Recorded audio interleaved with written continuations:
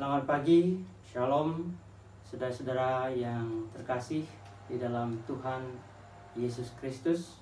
Kembali kami sekeluarga hadir di tengah-tengah peribadahan keluarga demi keluarga Jemaat Marga Pakerti pada hari Minggu yang kedua sesudah Paskah. Hari Minggu ini disebut hari Minggu Misericordias Domini, bumi penuh dengan kasih setia Tuhan, dari Mazmur 33 ayat 5. Adapun ayat pembimbing kita hari ini dari Yohanes 10 ayat 11, 27 dan 28 yang bunyinya, "Akulah gembala yang baik. Gembala yang baik memberikan nyawanya bagi domba-domba. Domba-dombaku mendengar suaraku, aku mengenal mereka dan mereka mengikuti aku. Aku memberikan hidup kekal kepada mereka." Kemudian pembacaan Alkitab kita pada hari Minggu ini dari 1 Petrus 2 ayat 21b sampai 25. Saya akan bacakan demikian. "Kristus juga telah menderita bagi kamu dan meninggalkan teladan bagimu, supaya kamu mengikuti jejaknya. Ia tidak berbuat dosa dan tipu daya tidak ada di mulutnya. Ketika ia diejek, ia tidak membalas dengan ejekan. Ketika ia menderita, ia tidak mengancam, tetapi menyerahkan dirinya kepada Allah yang akan menghakimi dengan adil. Ia sendiri telah menanggung dosa kita pada tubuhnya di kayu salib, supaya kita mati terhadap dosa dan hidup untuk kebenaran. Oleh bilur-bilurnya kamu disembuhkan. Dahulu kamu seperti domba-domba yang terus-menerus tersesat, tetapi sekarang kamu telah kembali kepada Sang Gembala dan Pelindung jiwamu." Demikian pembacaan kita. Berbahagia saudara yang mendengar, merenungkan dan melakukan firman Tuhan ini dalam hidup sehari-hari. Haleluya. Haleluya. Haleluya. Haleluya. Saudara-saudaraku, berdasarkan ayat pembimbing kita hari ini dan juga berdasarkan pembacaan kita yang menjadi pokok perenungan kita, saya memberi judul atas perenungan firman Tuhan atau khotbah pada hari Minggu ini, yakni ikut jejak gembala baik. Ikut jejak gembala baik. Saudara-saudaraku yang dikasihi oleh Tuhan, setiap orang yang mengaku beriman kepada Tuhan, ada satu pertanyaan yang harus kita punya jawabannya secara pribadi, dan tidak seharusnya kita mengcopy orang lain, walaupun tetap boleh sama atau serupa sepanjang itu merupakan pengalaman hidup saudara dengan Tuhan.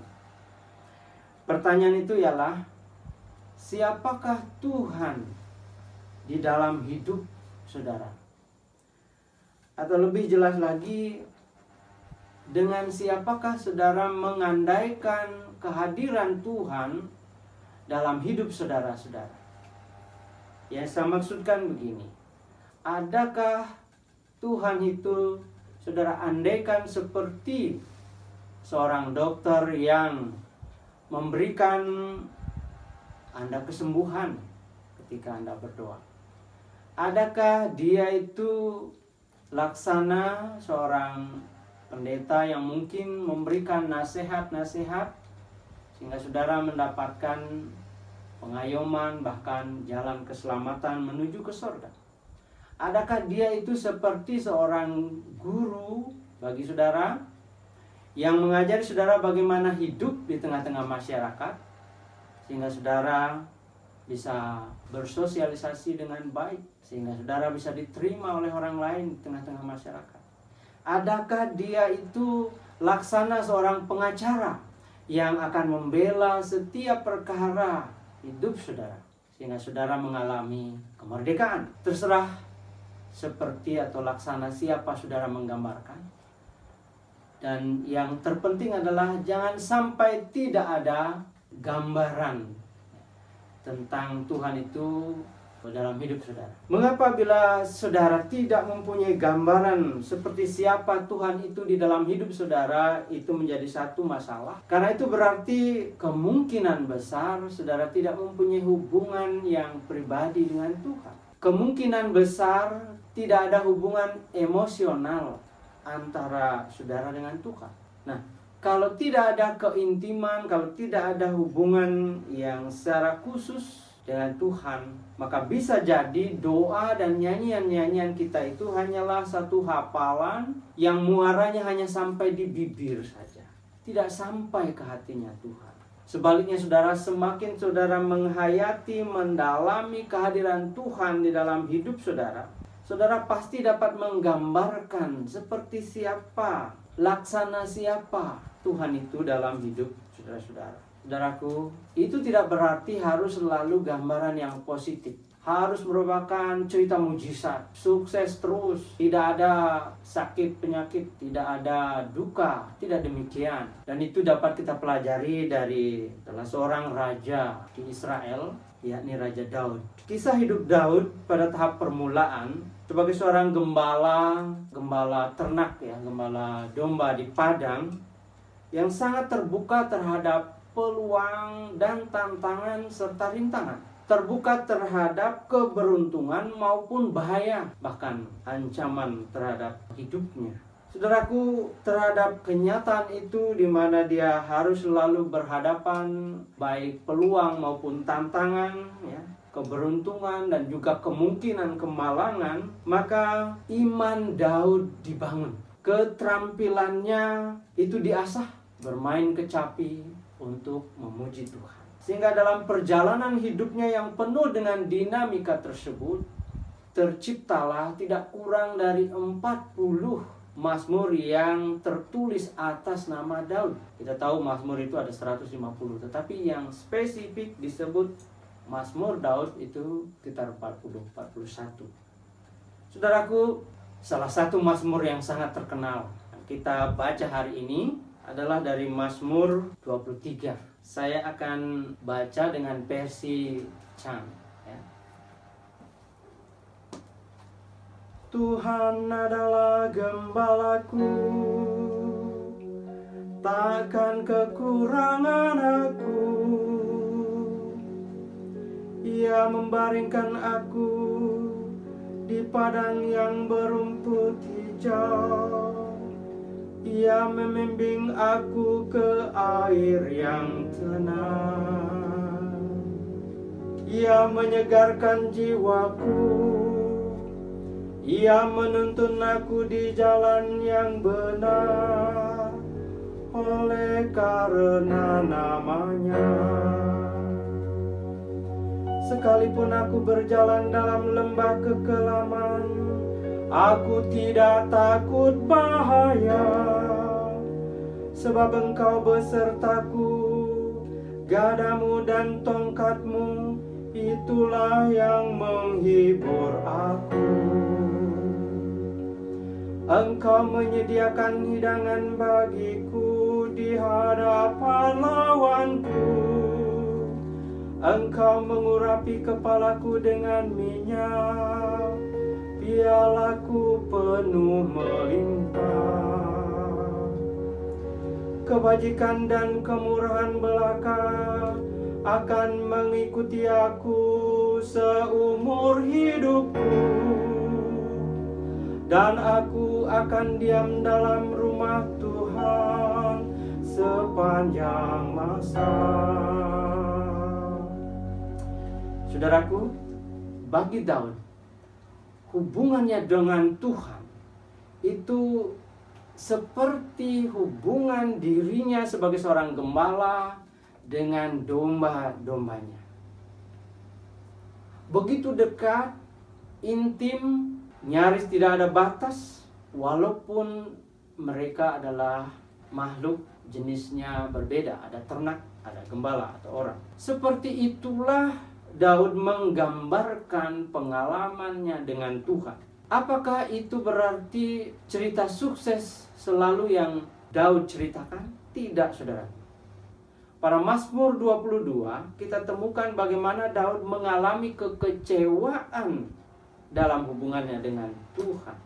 Di situ dia menggambarkan, dia berdoa, Allahku, Allahku, mengapa engkau meninggalkan aku? Aku berseru, tetapi engkau tetap jauh dan tidak menolong aku. Itu di Mazmur 22 ayat 1 dan seterusnya kita melihat bagaimana Daud merasa tidak didengar oleh Tuhan. Tetapi toh pada bagian akhir Mazmur 22, Daud tetap memuji Tuhan sebagai Tuhan atas bangsa-bangsa yang memelihara keturunan demi keturunan. Saudaraku, Tuhan yang laksana gembala dan dengan domba itu diaminkan kembali oleh kehadiran Tuhan Yesus di dunia. Dalam Yohanes 10 ayat 11, 27, 28 yang baru kita baca tadi sebagai introitus kita, Kristus berkata, Akulah gembala yang baik. Gembala yang baik memberikan nyawanya bagi domba-domba. Domba-dombaku mendengar suaraku, aku mengenal mereka dan mereka mengikut aku. Aku memberikan hidup kekal kepada mereka, dan mereka tak akan pernah binasa, dan tak seorang pun dapat merebut mereka dari tanganku.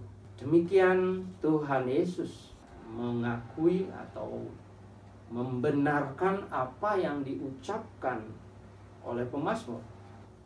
Gembala yang baik itu kini memberi teladan kepada kita untuk ambil bagian di dalam kegembalaannya. Setiap orang yang percaya kepadanya dipanggilnya untuk menjadi gembala bagi yang lain. Hal itu pertama-tama diperkatakannya kepada Simon Petrus seperti tertulis di Injil Yohanes pasal 21. Saya ambil pernyataan yang ketiga, yakni di ayat 17. Yesus berkata kepadanya untuk ketiga kalinya, Simon anak Yohanes, apakah kamu mengasihi aku? Hati Petrus menjadi sedih karena Yesus bertanya untuk yang ketiga kalinya, apakah kamu mengasihi aku? Lalu Petrus berkata kepadanya, Tuhan, Engkau tahu segala sesuatu. Engkau tahu bahwa aku mengasihi Engkau, katanya. Lalu Yesus berkata kepadanya, gembalakanlah domba-dombaku. Saudaraku, memang pertama-tama tugas itu diberikan kepada muridnya yang bernama Petrus. Tetapi ketika kita juga mau menjadi murid Yesus, jadi murid Tuhan Yesus, dan mengatakan aku mengasihimu Yesus, maka perintah itu pun juga tertuju kepada saya dan saudara-saudara semua. Setiap orang yang mengaku mengasihi Tuhan Yesus. Seorang suami dipanggil untuk menjadi gembala bagi istri dan anak-anak dalam kehidupan sehari-hari dan di dalam mencari kehidupan atau penghidupan. Seorang istri dipanggil menjadi gembala bagi anggota keluarga di dalam merawat hidup rumah tangga. Kepada pendeta dan majelis dipercayakan jemaat sebagai domba-domba yang harus dibimbing dalam kehidupan rohani dan jasmani atau perekonomian. Kepada pengurus kaum bapak dipercayakan bapak-bapak bagaimana menjadi imam di tengah-tengah keluarga. Kepada pengurus ibu-ibu dipercayakan kaum ibu bagaimana menjadi ibu yang baik di tengah-tengah keluarga, bahkan di gereja kita. Kepada pengurus pemuda-pemudi dipercayakan domba-domba yang adalah remaja dan pemuda-pemudi. Kepada guru-guru sekolah minggu dipercayakan anak-anak gereja yang harus dibimbing dalam dengar-dengaran akan firman Tuhan dan nasihat orang tua.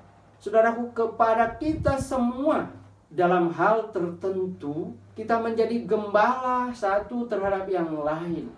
Itu perintah Tuhan kepada kita sekalian yang percaya, yang mengaku murid Tuhan Yesus. Untuk itu Tuhan Yesus telah memberikan teladan. Teladannya dari 1 Petrus 2 ayat 22 dan seterusnya, kita baca kembali. Ia tidak pernah berbuat dosa dan tidak pernah seorang pun mendengar ia berdusta. Pada waktu ia dicaci maki, ia tidak membalas dengan caci maki. Sewaktu ia menderita, ia tidak mengancam. Ia hanya menyerahkan perkaranya kepada Allah, Hakim yang adil itu. Saudaraku, dunia ini membutuhkan figur para gembala yang hidupnya bisa menjadi teladan bagi yang lain. Cukup mudah bagi kita untuk menemukan pemimpin masyarakat atau pemimpin rohani yang pintar untuk berkata-kata. Tetapi sebaliknya, betapa sulitnya menemukan yang dapat memberi teladan. Manusia di bumi ini membutuhkan teladan. Pemimpin yang jujur, tidak ada dusta, tidak suka korupsi. Manusia membutuhkan teladan orang yang apabila dicaci tidak membalasnya, melainkan rela memaafkan. Manusia membutuhkan teladan orang yang bisa menahan diri, tidak balik menyerang ketika diserang habis-habisan dengan kritik yang tentunya seringkali tidak membangun tetapi malah menjatuhkan. Saudaraku, sebagai bangsa Indonesia rasanya tidak berlebih kalau saya mengatakan kita melihat hal-hal tersebut ada dimiliki oleh Bapak Presiden kita, Bapak Jokowi, Presiden NKRI. Karena itulah patut kita mendukung dan mendoakan beliau selalu, agar Tuhan memberinya kekuatan untuk melanjutkan kepemimpinan yang menurut saya menggembalakan bangsa Indonesia menuju masyarakat adil dan sejahtera. Saudaraku, sementara kita berdoa untuk pemimpin kita, Tuhan mau kita tetap ingat panggilan kita ikut jejak Sang Gembala baik itu. Bacaan kita hari ini dimulai dengan ayat yang berbunyi, sebab Kristus sendiri sudah menderita untukmu, dan dengan itu ia memberikan kepadamu satu teladan, supaya kalian mengikuti jejaknya. Firman Tuhan. Saudaraku, dalam Yesus Kristus, firman Allah telah menjadi satu tubuh manusia untuk menunjukkan isi hati Allah kepada dunia ini. Karena Yesus kini telah hidup di dalam hidup kita melalui Roh Kudus, Dia mau agar kita juga menjadi contoh yang mencerminkan kebaikan dan kemuliaannya di atas bumi ini. Kristus telah memberikan teladan yang sempurna bagi kita. Apabila kita mengikuti teladan yang Dia berikan, maka pada gilirannya kita juga akan menjadi teladan bagi orang lain. Karena itu saudaraku, marilah kita mengikuti jejak Kristus dengan hati yang taat dan setia. Maka sesungguhnya apabila kita mengikuti jejaknya, kita sedang memberitakan kabar baik dengan efektif. Tanpa banyak kata, orang lain akan memiliki satu kerinduan untuk datang kepada Yesus Kristus dan mengikuti jejaknya. Saya tutup renungan kita dengan satu lagu, Yening ide Yesus mijil rimbali.